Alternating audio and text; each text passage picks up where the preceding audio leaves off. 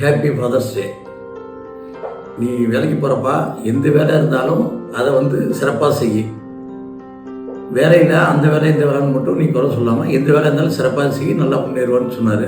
எங்கள் அப்பா கஷ்டப்பட்ட காலத்தில் கூட அந்த கஷ்டத்தை எங்களுக்கு காட்டாமல் இந்த இதுவும் இல்லாமல் எனக்கு தேவையானதெல்லாம் சொல்லி நல்ல விதமாக தான் என்னை வளர்த்தாங்க. எத்தனை ஜென்மம் எடுத்தாலும் அவங்க தான் எனக்கு அப்பாவும் இருக்குன்னு நான் நினைக்கிறேன். அப்பா பற்றி சொன்னால் நிறையா சொல்லிக்கிட்டே இருக்கலாம். எல்லாத்துக்குமே அவங்க அப்பா பெரிய ஹீரோ தான். ஸோ எனக்கும் அதே மாதிரி தான் எங்கள் அப்பா எனக்கு பெரிய ஹீரோ. கேர்ள்ஸுக்கு எப்போதுமே பார்த்தீங்கன்னா அப்பாவை தான் ரொம்ப பிடிக்கும். அவங்க தான் ரோல் மாடலாக இருப்பாங்க. நான் சொந்த வீடு கட்டி சந்தோஷமாக இருக்கணும்னு ஆசைப்பட்டாங்க. அப்பா இப்போ நான் வீடு கட்டிட்டேன், ஆனால் நீங்கள் என் கூட இல்லை, இருந்தாலும் உங்களோட நினைவுகள் தான்ப்பா என் கூட இருக்கு.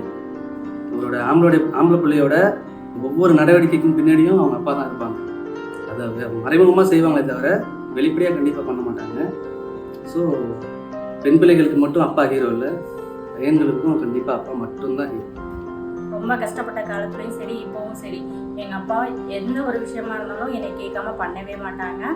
நாங்கள் பிள்ளைய பார்த்துக்குறோம், நீங்கள் ஒர்க்குக்கு போங்க அப்படின்னு சொல்லிட்டு உங்கள் லைஃப்பில் அடுத்தடுத்த ஸ்டேஜை நீங்கள் மூவ் பண்ணுங்கன்னு சொல்லிட்டு எல்லா விதத்துலேயும் எனக்கு சப்போர்ட்டாக இருக்காங்க. எங்கள் அப்பா தான் எனக்கு ஃபஸ்ட்டு. எங்கள் அப்பா இல்லைன்னா எதுவுமே பண்ண முடியாது. புஸ்தகத்தை தாண்டி என்னை இவ்வளோ தூரம் எம்காம் வரைக்கும் படிக்க வச்சு ஒவ்வொரு தடவையும் ஃபீஸ் கட்டி எல்லாம் பண்ணியிருக்காங்க. இன்னைய வரைக்கும் சரியாக இருக்கேன்னா அவங்களுக்காக நான் என்ன வேணாலும் பண்ணலாம்.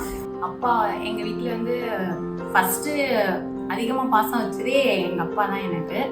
அம்மா ஃபஸ்ட்டு என்ன சொன்னாங்க, படிக்கும்போது கூட ஒரு டிகிரியோட நிப்பாட்டிக்கலாம், அப்பா தான் மேலே இன்னொரு டிகிரி படிக்கட்டும், அதிகமாக எனக்கு சப்போர்ட் பண்ணது எங்கள் அப்பா தான். அதனால் எங்கள் அப்பாவை எப்போவுமே விட்டு கொடுக்க மாட்டேன். என் மேலே அதிகமாக பாசம் வச்சுருக்காங்க.